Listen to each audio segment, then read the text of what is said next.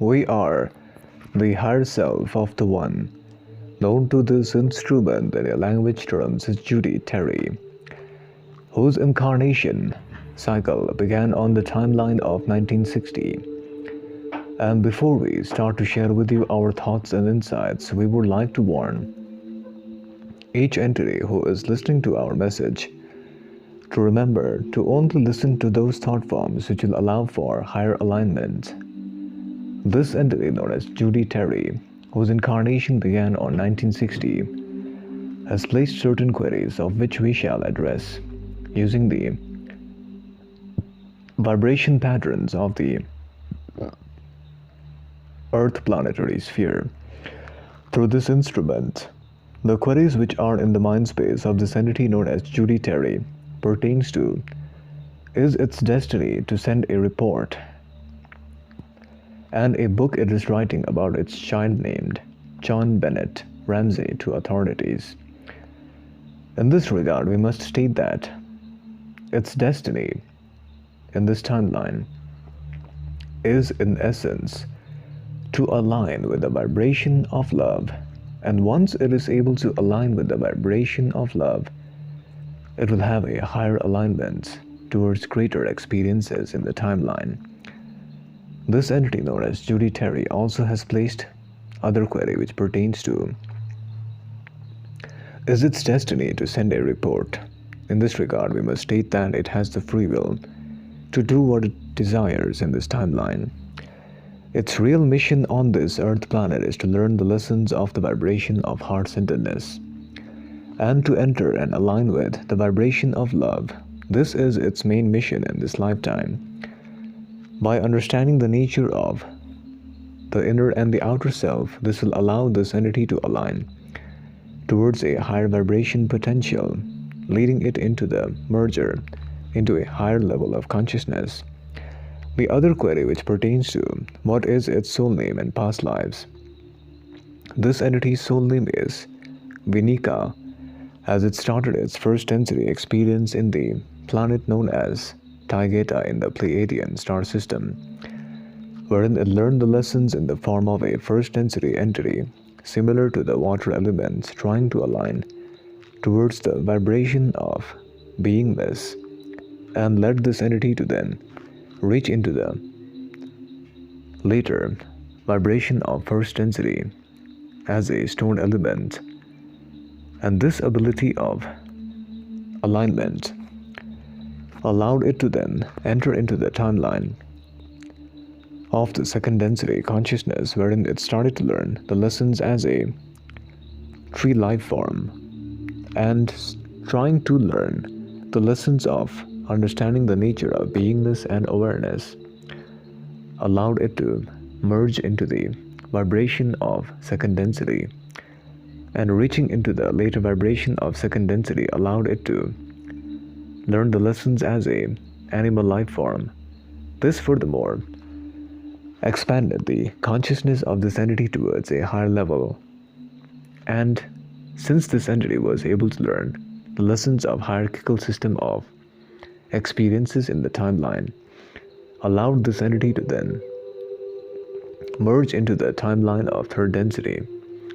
wherein it was able to learn the lessons as a third density entity. The main lessons it learned was the lesson of choice and of self-awareness, allowing it to align towards higher vibrations of second density consciousness. And as it entered into the third density timeline, it was able to then reach into the timeline distortion of the later sub-octave of third density reality, allowing it to then merge into the vibration of positive third density timeline.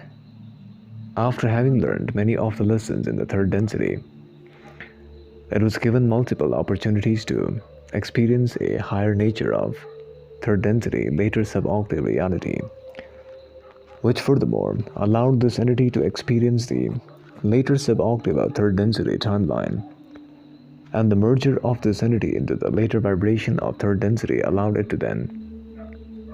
reincarnate in the lands of Atlantis, In the lands of Atlantis, it started to learn the lessons as a Atlantean, trying to organize its vibration towards the higher nature of reality.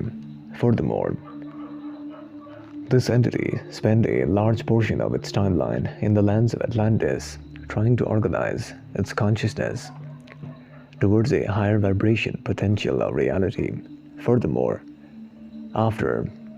spending the incarnation of the first timeline, it faced a challenge of overactivation of the egoic self, which allowed it the largest number of challenge, which gave it enormous amounts of challenge to learn to balance its inner and the outer aspects. Since without the balancing of the inner and the outer aspect, no entity would be able to have a higher alignment, leading into the vibration potential of the next incarnation in the lands of Atlantis. This entity in the next incarnation in the lands of Atlantis started to then align to its higher vibration potential, and because of its lessons of organizing into the higher pathway of reality, provided this entity with the understanding of choosing the pathway of service to others, because it was guided by a fifth density entity. Soon after, it reincarnated in the timeline of 1960 in this timeline, and now it has a great opportunity to learn the lessons of entering into the vibration of the fourth density consciousness of the heart-centeredness, which will allow it higher progress into the vibration of fourth density timeline. This entity in this timeline of 1960 must remember that it has incarnated in this timeline to merge into a higher vibration of fourth density in order to align towards a vibration of the internal balancing of the catalyst. Prior to this incarnation, it had incarnated in the form of a human in the timeline of 1712. In that incarnation, in one timeline, it was known by the name of Rabina, as it spent its timeline primarily in the lands referred to by people as Egypt. It was given multiple opportunities to learn the lessons as a caretaker of its family members. And since this entity was given the lessons of a caretaker of its family member, it was able to align towards higher and higher vibration potential, leading this entity to then cross over in the timeline of 1775. Soon after, this entity then reincarnated in the next timeline of 1913. In that timeline, it was known by the name of Abandra, as it started to learn the lessons as a man-body complex in the lands known as Sri Lanka, as known in your current vibration term. Its incarnation started to teach it the lessons of balancing its interaction with the entity, primarily the balancing of the forgiveness aspect, which needs to be balanced by each entity in order to align towards the higher vibration of heart-centeredness,